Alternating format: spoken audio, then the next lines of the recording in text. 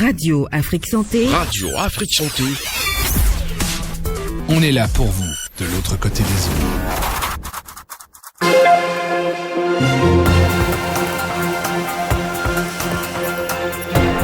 Mesdames et messieurs, bonjour et bienvenue au journal de ce 21 août 2023 en direct des studios Vincent Folly. Voici les titres.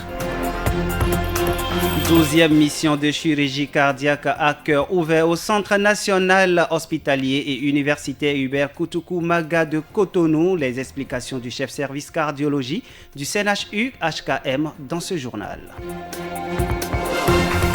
Lancement de la 3e édition du Festival des Arts de Ganvier. Vous aurez plus de détails dans cette édition. Et puis en pied d'édition, on parlera du mondial de pétanque qui démarre le 8 septembre prochain au Bénin.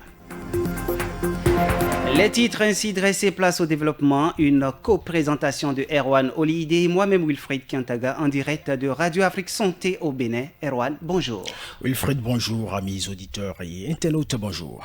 Le Centre national hospitalier et universitaire Hubert Koutoukou Maga, CNHU HKM de Cotonou, accueille du 15 au 24 septembre 2023 une mission de chirurgie cardiaque à cœur ouvert. C'est la dernière mission d'une série de 12. La consultation et la prise en charge des patients sélectionnés pour cette mission seront gratuitement faites par des cardiologues béninois et français. Le chef service cardiologie au CNHU-HKM de Cotonou et président du comité de pilotage des missions de chirurgie cardiaque nous apporte d'autres détails sur cette mission. Professeur Léopold Kodjo.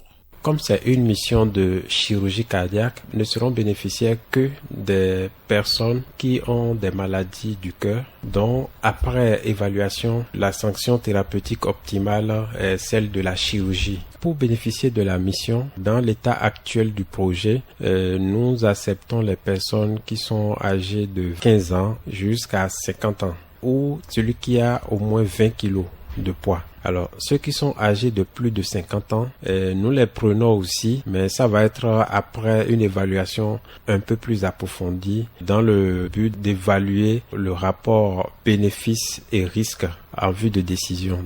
La prise en charge est gratuite. C'est en fait, dès que vous êtes identifié, tout ce qui est fait de l'entrée jusqu'à la sortie, c'est gratuit. Et une hospitalisation couvre en moyenne 30 jours. Donc, vous voyez, sur 30 jours à l'hôpital, le patient ne dépense rien. Ce qu'ils doivent prévoir, par contre, c'est peut-être pour ceux qui accompagnent le malade, ce qu'il va manger. Sinon, nous, on ne demande rien au patient.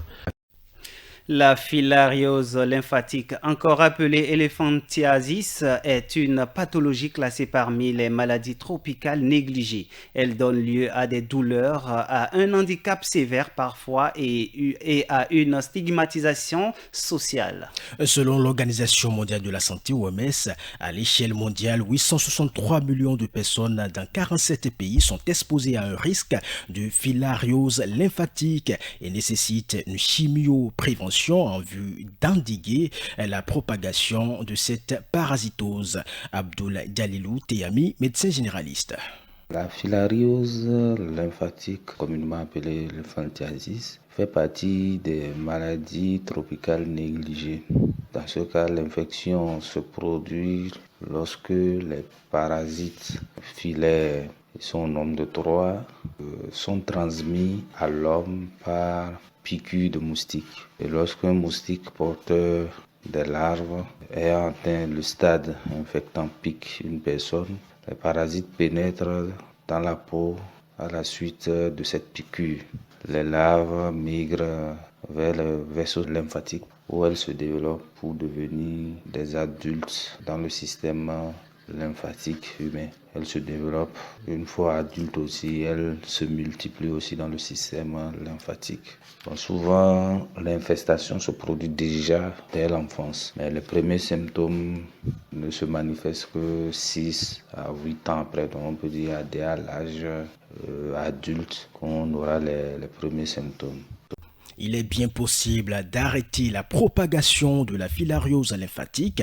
On écoute le médecin généraliste sur les préventions de cette maladie, Abdoul Jalilou Teyami. La majorité des cas sont asymptomatiques, mais malgré cette apparence asymptomatique, il y a des dégâts internes, il y a des atteintes, des dérèglements lymphatiques, des lésions rénales et une altération du système immunitaire. On peut ne pas avoir des symptômes, mais intérieurement, on peut avoir quand même des séquelles de cette maladie. Et s'il y a symptômes, c'est souvent des symptômes localisés. Comme il y a atteinte du système lymphatique, les symptômes sont beaucoup plus localisés au niveau des membres inférieurs, donc à travers le gonflement des jambes, de la cuisse. Pour prévenir cette maladie, l'utilisation de moustiquaires imprégnés, l'utilisation d'insecticides, un bon cadre de vie, éviter les eaux usées, tout ce qui peut quand même favoriser la multiplication des moustiques. L'OMS a mis en place une méthode basée sur la distribution massive de médicaments. C'est l'albendazole, le mébendazole, et dans les zones où l'onchocercose sévit aussi, on associe l'ivermectine à ces médicaments. Il y a souvent, dans chaque état où la maladie sévit, des campagnes de distribution massive et gratuite de ces médicaments. La nutrition est également présente dans cette session d'information. Haïti face à une crise alimentaire qui découle principalement de la violence des gangs armés. Vous nous dites, Erwan. Oui, dans ce pays, il y a toujours une panique chez les résidents de Port-au-Prince. La capitale est toujours touchée par les attaques du gang, notamment dans le quartier de Carrefour-Feuille. De nombreux habitants ont été tués ces derniers jours et d'autres ont été violés. Ce contexte sécuritaire a des conséquences dramatique sur l'insécurité alimentaire des populations, d'après un rapport de l'ONG Mexico paru jeudi dernier, jeudi 17 août donc. Je cite, « Aujourd'hui, nos chiffres sont catastrophiques. Presque 50% de la population du pays a atteint le stade 3 d'insécurité alimentaire aiguë », a expliqué le directeur pour la zone Haïti de l'ONG Mexico. Nairobi, la capitale du Kenya, va accueillir du 4 au 9 septembre 2023 la semaine africaine du climat sous le thème Solidarité africaine pour une action climatique mondiale. L'événement réunira plusieurs décideurs africains. Ce rendez-vous du climat sera organisé en parallèle avec le sommet africain de l'action pour le climat et la 11e conférence sur le changement climatique et le développement en Afrique, organisée par la Commission de l'Union africaine. Il est soutenu par l'ONU Climat, le Programme des Nations Unies pour le développement PNUD, le Programme des Nations Unies pour l'environnement, l'Union africaine, ainsi que plusieurs institutions de financement du développement à l'instar de la Banque mondiale et de la Banque africaine de développement.